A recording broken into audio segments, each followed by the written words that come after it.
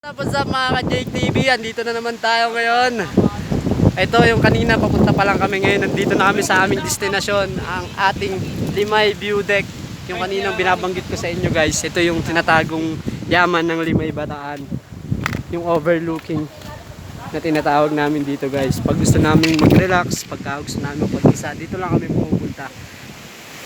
Tumatanaw lang kami dyan guys. Yan, napaka-solid, napakasariwa ng hangin, presko, and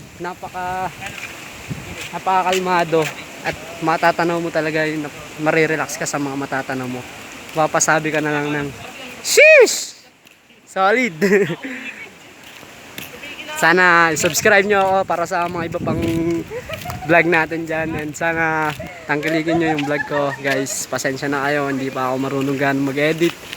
And wala pa tayong videographer, hindi pa rin tayo ganun ka-solid sa pagbibid. Kasi wala tayong camera na maganda, na solid guys. Jake All TV guys, subscribe nyo. Ayan yung mga tropang kasama ngayon sa vlog natin guys. Yan, naka-rider na tayo. Ayan. Guys, solid dito guys, oh. Solid. Ayan. And sana guys, subscribe nyo ako and click nyo yung notification bell para sa mga iba pang ihahain ko sa inyong video. Napaka-solid. Tutuklasin nating sabay-sabay ang mga likas na yaman ng buong Pilipinas. Tutuklasin natin yan guys. Sisimulan natin dito sa Limay Bataan. Sunod natin ilibutin ng buong Bataan bago tayo lalabas ng Bataan. At ipapagmalaki natin yung mga likas na yamang kalikasan ng ating bansa. Ayan guys. Sa ngayon, dito muna tayo sa Limay View Deck na tinatawag guys. Solid.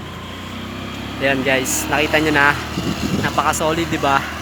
Napaka-solid ng Limay Bataan guys. Ito yung mga